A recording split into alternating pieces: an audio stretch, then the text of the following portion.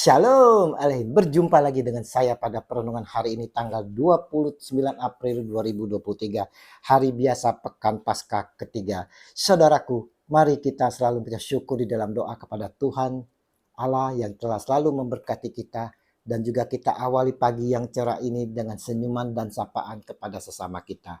Kita awali saudara dalam perenungan ini dengan tanda kemenangan kita dalam nama Bapa dan Putra dan Roh Kudus. Amin. Sikap dalam meresponi firman Tuhan. Bacaan liturgi hari ini diambil dari Kisah Para Rasul 9 ayat 31 sampai dengan 42 dan Injil Yohanes 6 ayat 60 sampai dengan 69. Saudara-saudaraku yang terkasih di dalam kasih Kristus, dalam merespon firman yang disampaikan saudara, ada berbagai ragam dari kita meresponinya. Seperti yang kita baca dalam Injil hari ini, yaitu respon-respon yang dihadapi.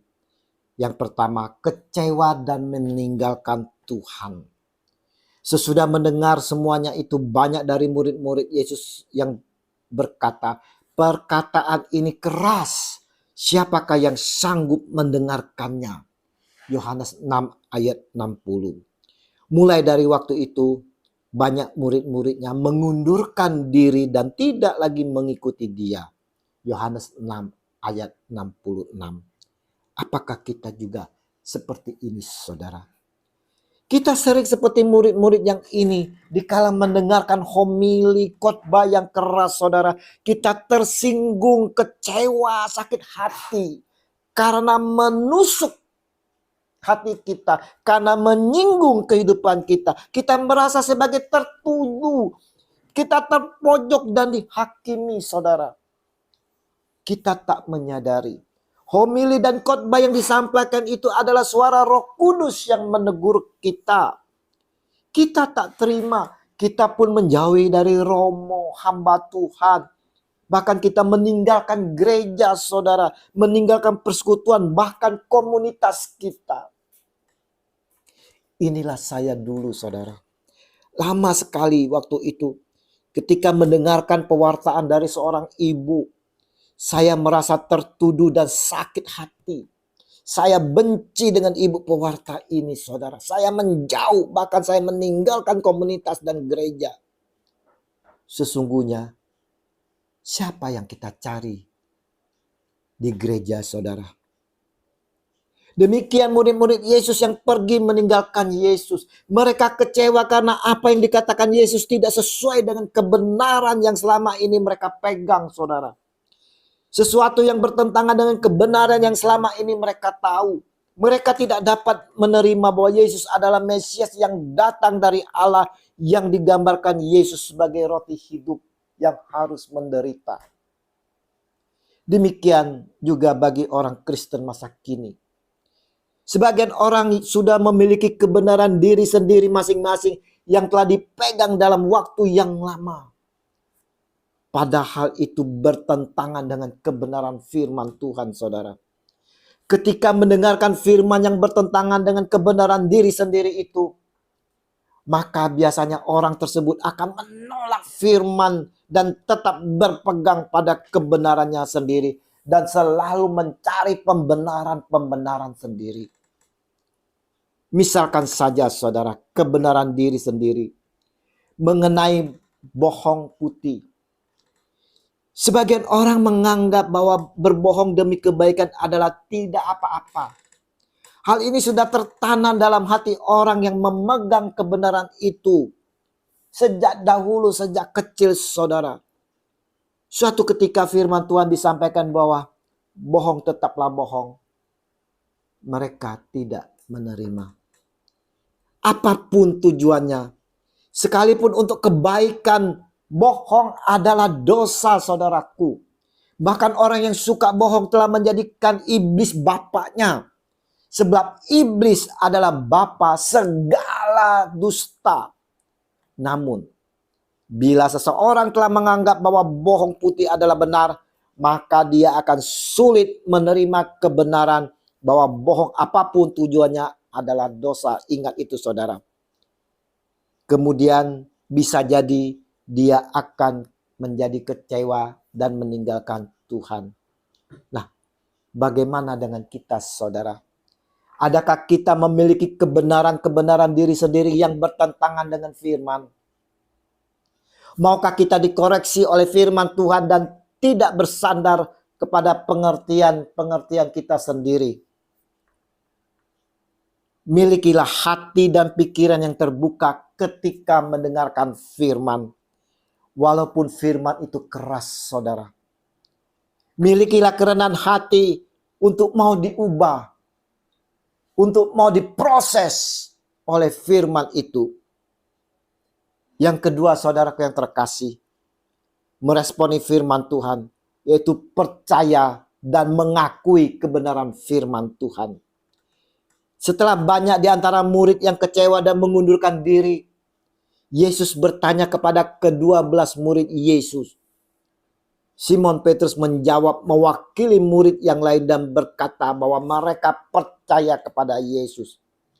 Mereka percaya bahwa Yesus merupakan yang kudus dari Allah.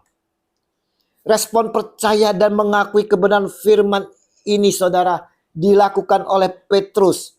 Maka kata Yesus kepada kedua muridnya, ke-12 muridnya, apakah kamu tidak mau pergi juga?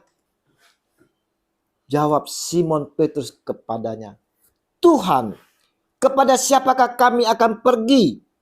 Perkataanmu adalah perkataan hidup yang kekal dan kami telah percaya dan tahu bahwa Engkau adalah yang kudus dari Allah. Yohanes 6 ayat 67 sampai dengan 69.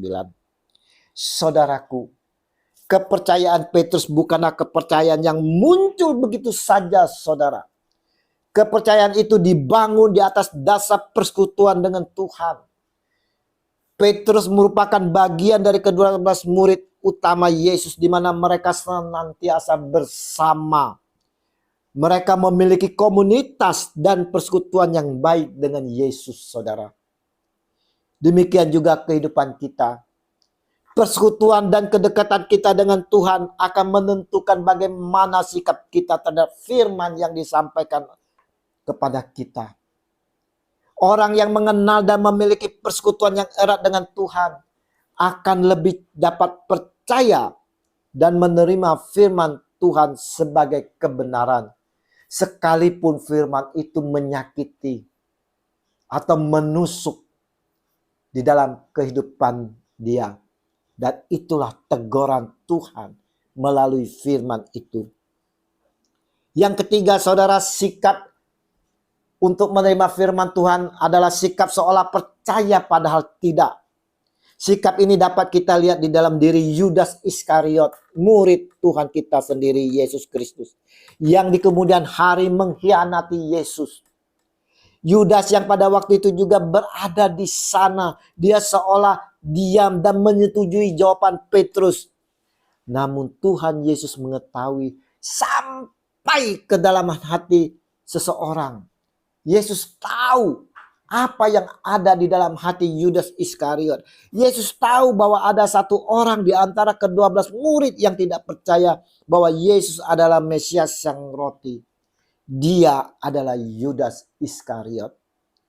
Perenungan hari ini, saudaraku yang terkasih, mau mengingatkan dari setiap kita bahwa kalau kita mau menumbuhkan sikap percaya yang lebih dalam serta mengakui akan Dia, Yesus Tuhan, kita harus memiliki keintiman yang mendalam, hidup di dalam persekutuan yang erat dengan Tuhan, menjalin persekutuan dalam Kristus yang intens, saudara.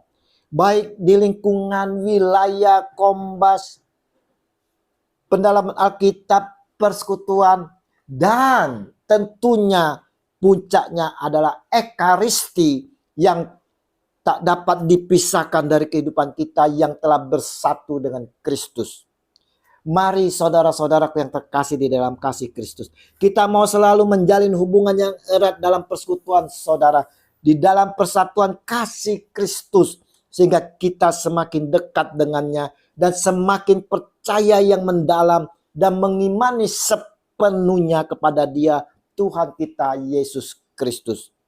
Kita mau lembutkan hati kita sehingga ketika firman Tuhan menegur dan mengajar kita Kita mau percaya dan mau berubah sesuai dengan kebenaran firman Tuhan dan sesuai dengan kehendak Tuhan sendiri.